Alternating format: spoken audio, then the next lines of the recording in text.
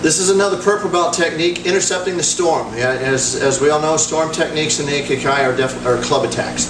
All right, with that, it's a roundhouse club.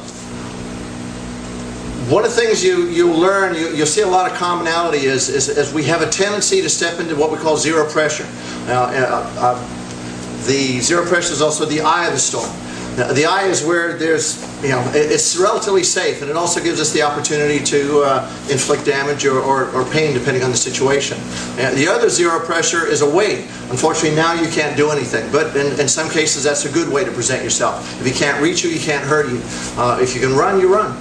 Right? In this case, we've decided to not run for whatever reason, so now we're going to step into zero pressure. Maximum pressure being at full extension of the weapon, and then varying percentages all the way up. Right? So, a rule that I have when I work with my students, I never start, if we see a club, a knife, a gun, we never start in just a natural stance. We have a tendency to start at the very least hands up, or we'll work from a neutral bow, a fighting stance. We're ready to engage at that point. Now, as the roundhouse comes in, what we're going to be doing is we're going to be working our extended outward block. I have a tendency to sword hand on this because I want to try and strike.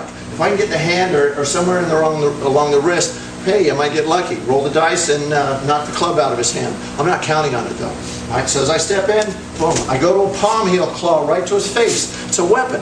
Right? So I'm going to start inflicting damage, not just pain, but I want to inflict damage. So I'm going to go right to that claw, and I'm going to dig for maybe a split second, get some, my DNA collectors. From there, all I'm going to do is I'm going to roll in as I keep that momentum going, boom, and then drop that down, that elbow in there to start bringing his head down. From there, we're going to do what we call a hanging sword hand. All right, it's just going to drop, catch right on the side of that neck, and then we're going to do a frictional strike at that point. I'm going to pull my hand back and then load the weapon and then launch the weapon. So as I pull, watch his head for a moment. I want to catch that in a frictional type pull, boom, and see how his head kind of snaps forward.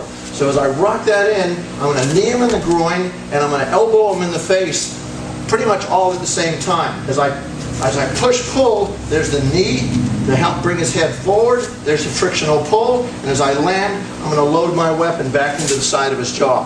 All right, so let me get a little bit of flow going on there. He comes in, I get my shot, hit, bring him down, frictional pull, boom, elbow into the face.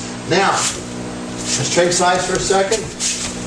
I gotta admit, this is pretty complicated for a weapon attack. Your adrenaline is going to be spiked. You're going to be running crazy, but it's doable. Right? If you train, if you work, if you train in an environment that says if I screw up, there's going to be pain involved, you have a tendency to start ramping up and training your lizard brain under pressure. And when you learn under pressure, you have a tendency to remember under pressure.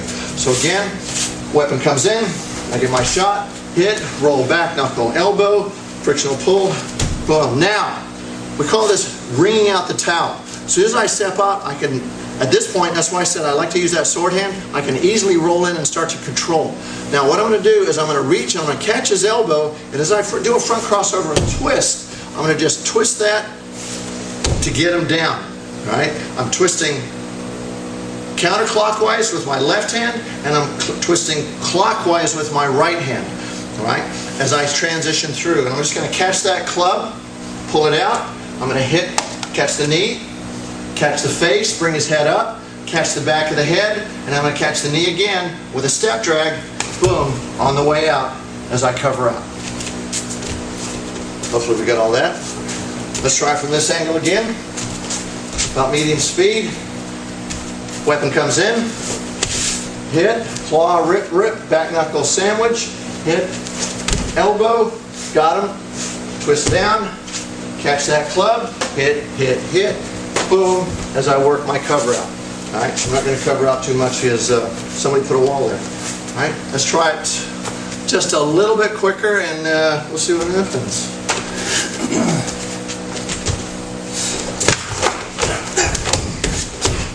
Oh well. And sometimes that happens. You can't hold on to it anymore. Okay? I wanted to hit him a couple times, so we'll try it from this angle.